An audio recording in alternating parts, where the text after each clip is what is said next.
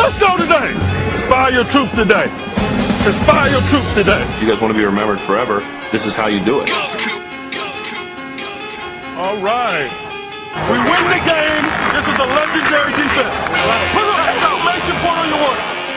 It's over, folks. The Pittsburgh Steelers have won the Super Bowl for a sixth-time unprecedented. It's time now for Black and Gold Central Radio, exclusively on the Pro Football Central Radio Network.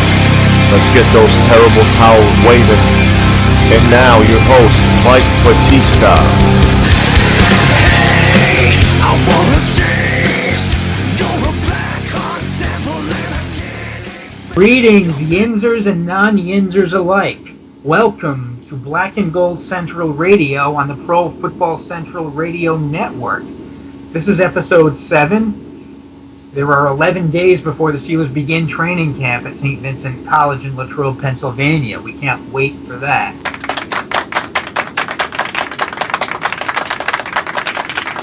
Black and Gold Central is sponsored by Onnit. Pro Football Central listeners get 10% off vitamins and supplements by going to onnit.com/football radio. That's Onnit, O-N-N-I-T. Maybe you could use some Brazil Live Coral Calcium. That name alone should make you want to give that a try. We have a great show today, and although, again, I am not going to set this promise in stone, but I plan today to finally finish up my projected 53-man Pittsburgh Steelers, my projected 53-man Pittsburgh Steelers roster. I did the offense a few weeks back, and then I've been promising for weeks that I would finish it up, but that hour fills up fast. I am going to try to finish that up today because I'm running out of time for that. Before you know it, some of these guys will be that are on the team now and under contract going to be cut, and doing a 53-man roster won't be the same. That's something that I really got to get finished before the Steelers report to camp. Now, before we have Dan Giggler coming on, I just want to explain what I said, my greeting at the start of the show. If you live in Pittsburgh, you know what a Yinzer is. A Yinzer, and that's spelled Y-I-N-Z-E-R, is someone who lives in Pittsburgh.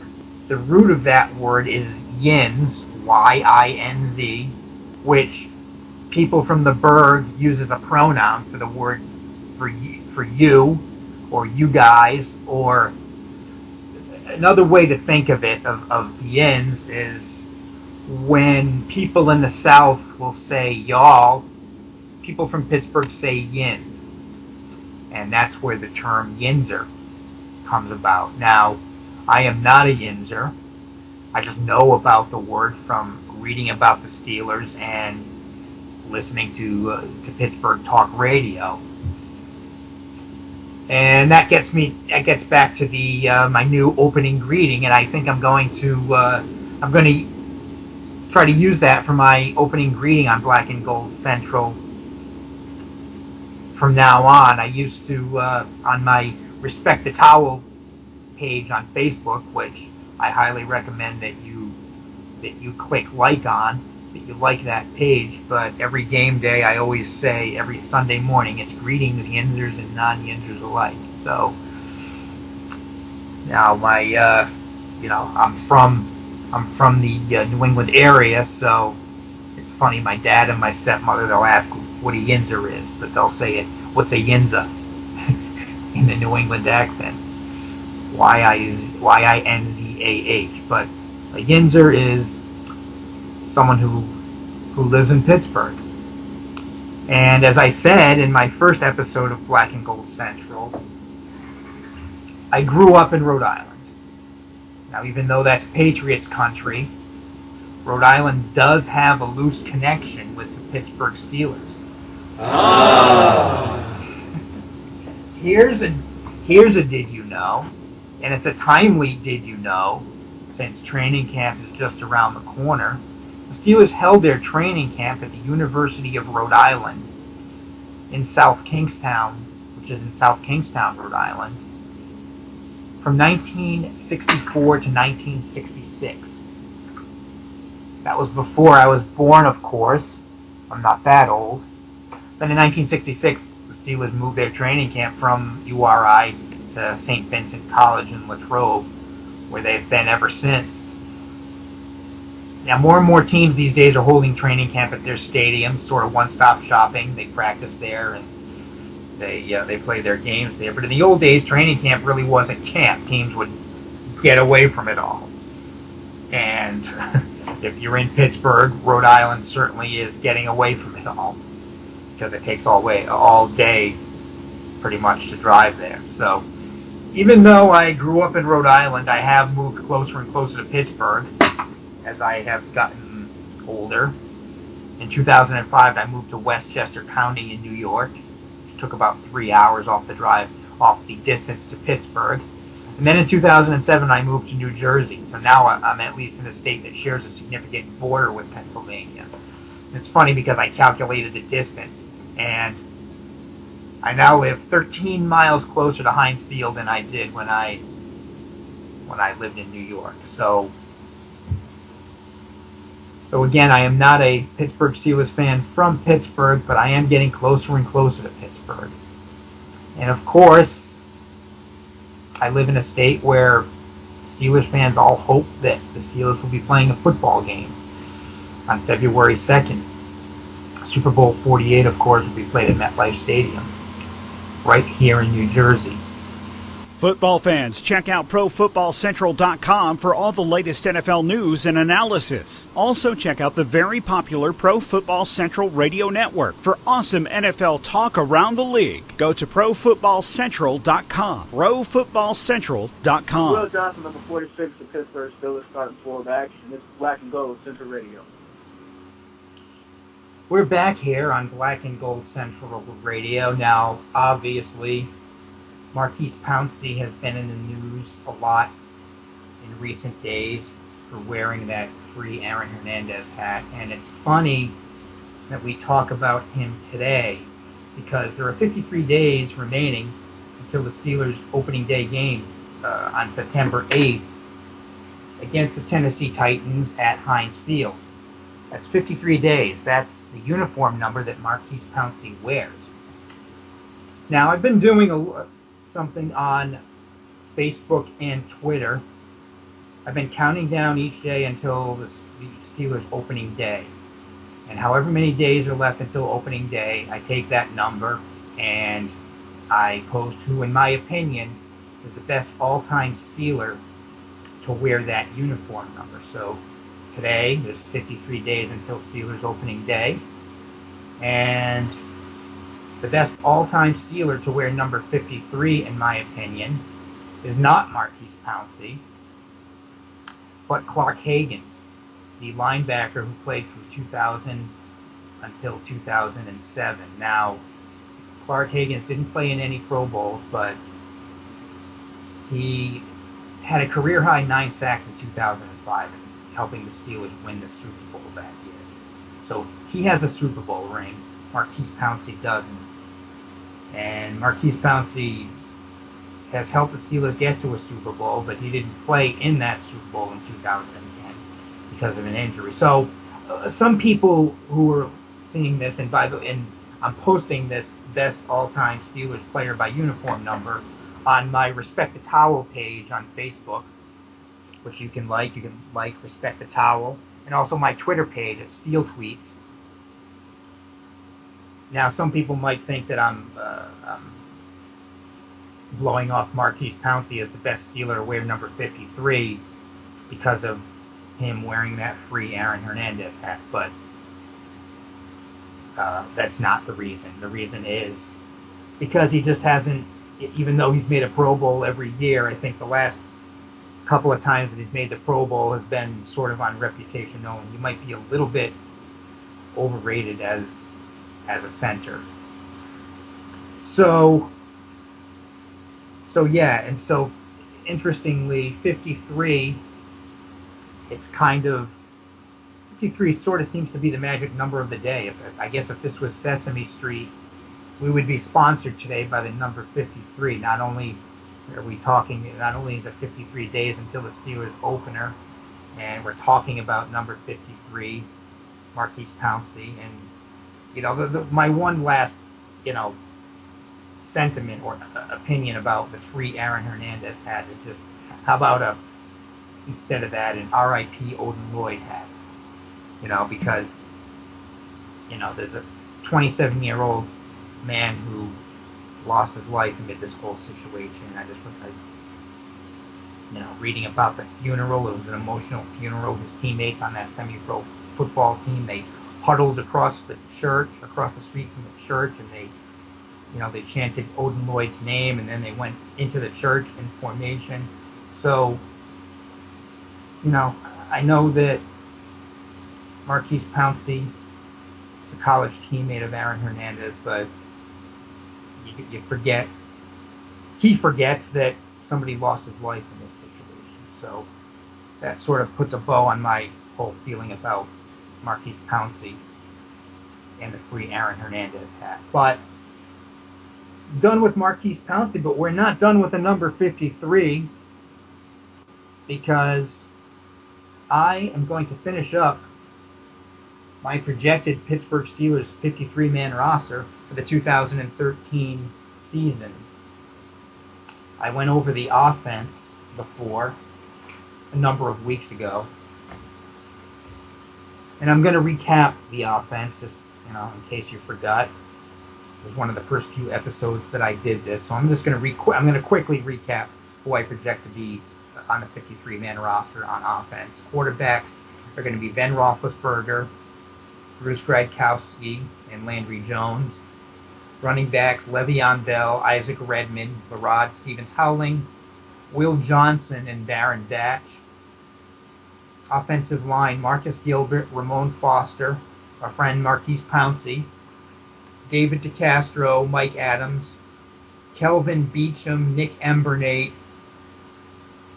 Guy Wimper, and John Malecki. 9 offensive linemen. You got to have depth there, especially early in the season when it's hot. Those big guys can get tired easily. Tight end, Keith Miller, Matt Spaeth, and David Paulson. Wide receiver, Antonio Brown, Emmanuel Sanders, Marcus Wheaton, Jericho Cotchery. I think undrafted rookie J.D. Woods from West Virginia is going to get on the team.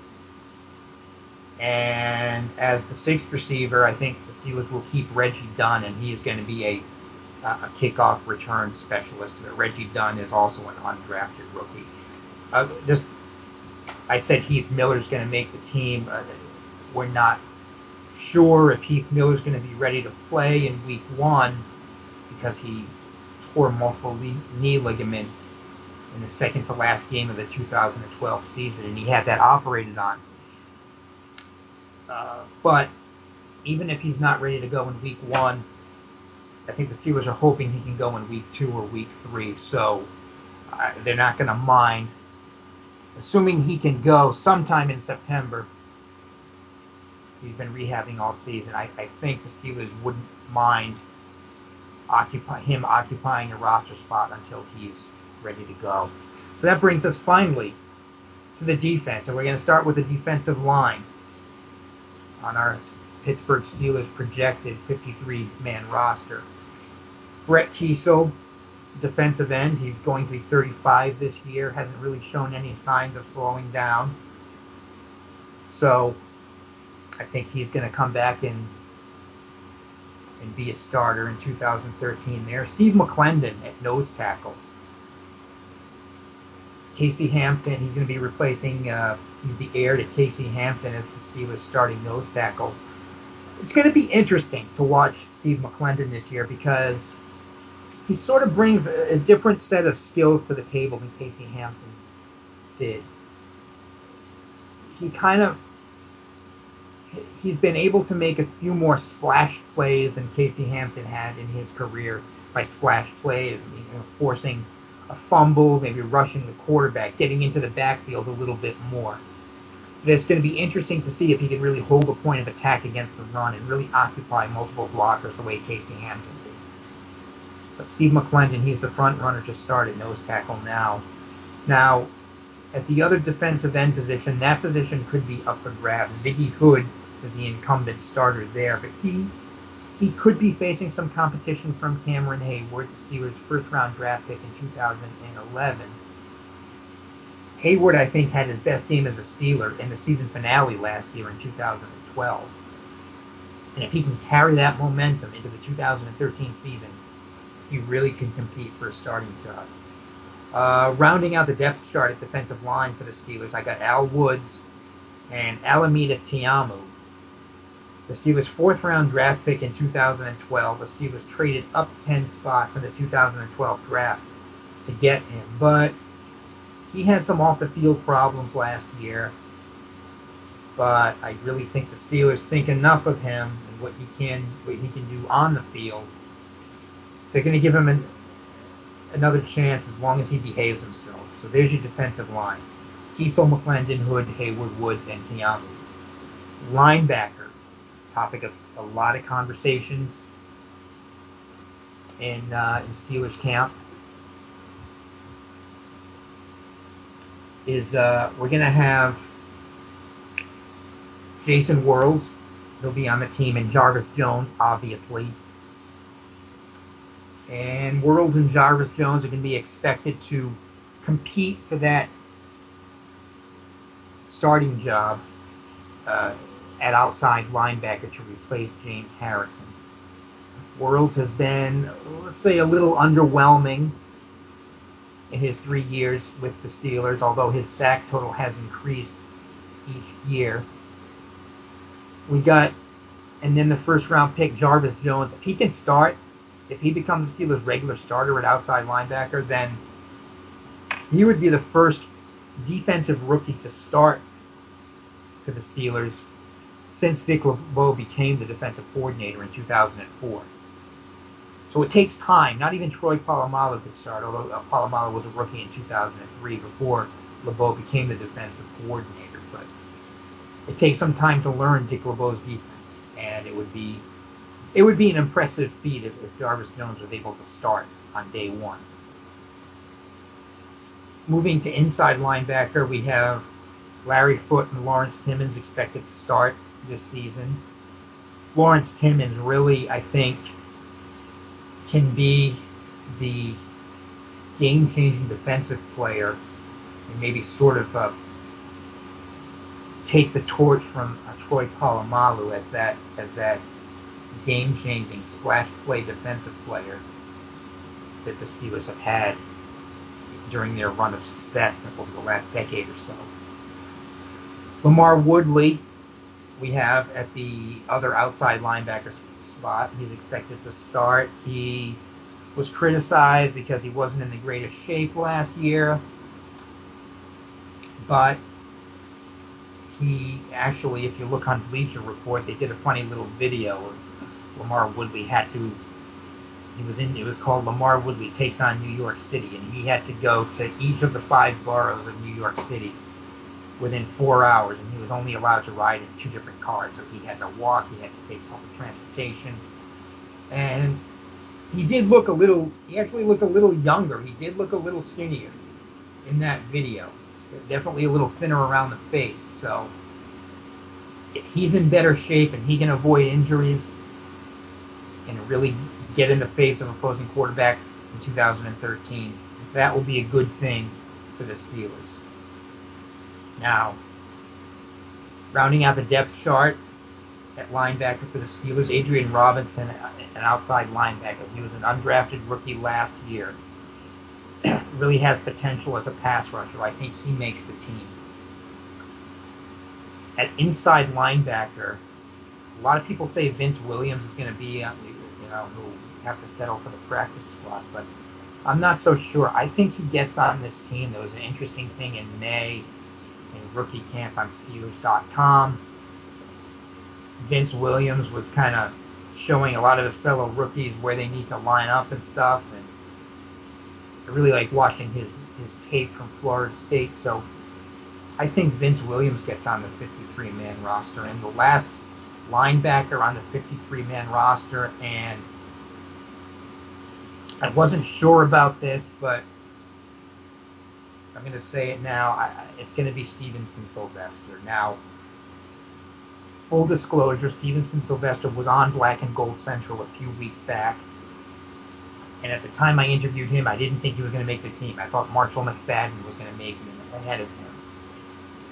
Now, I'm not saying that Sylvester is going to make the team just because he came on our show, but he did say that he's able to play all four linebacker positions. And he had some injuries last year, but he has been pretty productive on special teams also. If the Steelers think that if Sylvester can be a viable backup as both an inside and outside linebacker, that sort of versatility, or as Mike Tomlin likes to call it, position flexibility, will get Stevenson Sylvester on the 53-man roster. So that rounds up your linebackers. Worlds, Jarvis Jones, Larry Foote, Lawrence Timmons, Lamar Woodley, Adrian Robinson, Vince Williams, and Stevenson Sylvester. Over to cornerback. Ike Taylor, hopefully he has recovered from his leg injury. Cortez Allen taking over for Keenan Lewis as the starter opposite Ike Taylor. Keenan Lewis signs as a free agent with the New Orleans Saints. William Gay, who the Steelers brought back after a year in Arizona. William Gay, he actually saved a couple of victories in that 2011 season with interceptions in the fourth quarter. He's not going to start, but he'll get onto the field for the Steelers in nickel situations. And one of the reasons the Steelers brought back William Gay is because they lack confidence in Curtis Brown's ability as a cornerback. But despite that, I think Curtis Brown still gets on the 53-man roster as a cornerback because, as Jim Wetzel over at Steel City Insider has pointed out, Curtis Brown has led the Steelers in special teams tackles in each of his two seasons. He was a third-round draft pick in 2011. So that value on special teams, I think, is going to keep Curtis Brown on this team. And if he can develop as a cornerback, he's developed very slowly so far at corner, but if he can develop, that would sort of be gravy for the Steelers. And then rounding out the corners, I have Isaiah Green. He has 4.3 speed. He's from Fresno State, and he's had some good practices. So he's sort of a surprise guy on the 53-man roster. I think he beats out the Josh Victorians and the DeMarcus Van Dykes. Josh Victorian, he's pretty much, Victorian might even be a little bit better as a cornerback than Curtis Brown, but again, Curtis Brown's work on special teams is going to is going to keep him on this team. And I think Josh Victorian and DeMarcus Van Dyke don't make it. Safety. Of course, Troy Polamalu and Ryan Clark are gonna be there. Fourth-round pick Shamarko Thomas should make the 53-man roster, and it sounds like he's also going to be a pretty good contributor on special teams, which always helps. Robert Golden is a versatile guy. He's been able to play cornerback and safety, and I think that's going to get him on the team. And there's also Cromartie Smith, and I am not sure if his first name is pronounced Damon or Demon, but he will also make it on the team as a safety. Either of those guys, between Shamarko Thomas, Robert Golden, and Cromartie Smith, one of those guys, or at least one of those guys, is going to see a lot of snaps. So either Shamarko Thomas is going to have to develop quickly as a rookie, or Golden or Cromartie Smith are going to have to make some big strides heading into the 2013 season, because those are your three guys. After Troy Polamalu and Ryan Clark, Polamalu's 32, Ryan Clark is going to be 34. We know Polamalu's injury history, and Ryan Clark is 34. So After that, the depth gets thin. So Shamarko Thomas, Robert Golden, and Damon Cromartie Smith really need to step up and be ready to get on the field and play a lot at safety. So finally, we're going to close out with the kicker, long snapper, and punter. Kicker Sean Sweezum. He had a great year last year. He only missed 3 field goals, I think, and 2 of those misses were more bad coaching decisions by Mike Tomlin than they were Sweezum's fault, because they were 52. I think it was a 52-yard field goal and a 54-yard field goal, and those were in games that the Steelers lost, and the Steelers didn't lose. They didn't lose those games because Sweezum couldn't kick. They lost because he shouldn't have been asked to kick those field goals. So Sean Sweezum, the kicker, and hopefully he has the kind of year that he had last year. Long snapper Greg Warren. Luke Ingram has been brought in as an undrafted free agent just to, kick the tires on him and, provide some sort of token competition for Greg Warren. But I think Greg Warren keeps that job. And then at punter, Brian Moorman, a former Pro Bowler who played for the Bills and the Cowboys. The Steelers brought him in. He's a veteran, 37 years old, I believe, and he's going to compete with Drew Butler, who was nothing special last season. And I think, despite his age, I think Brian Moorman beats out Drew Butler and is going to be the Steelers punter in 2013.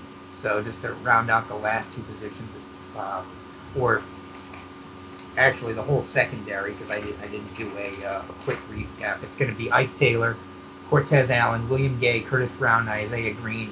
Cornerback, Polomalu Clark, Shamarko Thomas. There was my my New England roots peeking through there a little bit. Ryan Clark, Shamarko Thomas, Robert Golden, and Damon Cromartie Smith at safety, and Sweezum, Greg Warren as the long snapper, Sweezum as the kicker, and Brian Moorman at punter. So there is your projected 53-man roster for the Pittsburgh Steelers. Again, Marquise Pouncey, number 53, 53 days until the Steelers opener, 53-man roster. And again, we're not quite done with the number 53 because I now have 53 followers on the Black and Gold Central, on our Black and Gold Central Twitter page. 53 followers. I know that's nothing to brag about, but we'll get more, and it's in keeping with our theme of the number 53 today. You can follow us on Black and Gold Central. It's BNG Central. Or you could type in Black and Gold Central, Black the letter N and Gold, and you can follow me on Twitter and Steel Tweets. That's Steel_tweets. And again, also on Facebook on Respect the Towel. You can like the Respect the Towel page because I do a lot of my stuff there, and I'm doing my best Steelers by uniform number. I'm doing that on Facebook and Twitter if we count down the days until the Steelers regular season begins. So we are sponsored once again on Black and Gold Central. We're sponsored by Onnit. That's ONNIT. Pro Football Central listeners get 10% off by going to onnit.com. That's ONNIT.com /football radio. Lots of good products there, vitamins and supplements. And Pro Football Central listeners get 10% off by going to onnit.com /football radio. And might as well say I also have 412 followers right now on my Steel Tweets account, and that's the area code for Pittsburgh. So I want to thank you for listening. And we were on Wednesday this week, but we're going to be back to our regular time slot on Thursday next week. Next week will be the eve of the beginning of Steelers training camp. So thank you for listening, and tune in next Thursday, same Steel time, same Steel channel. This has been a presentation of the Pro Football Central Network. For news, blogs, highlights, and more, log on to ProFootballCentral.com.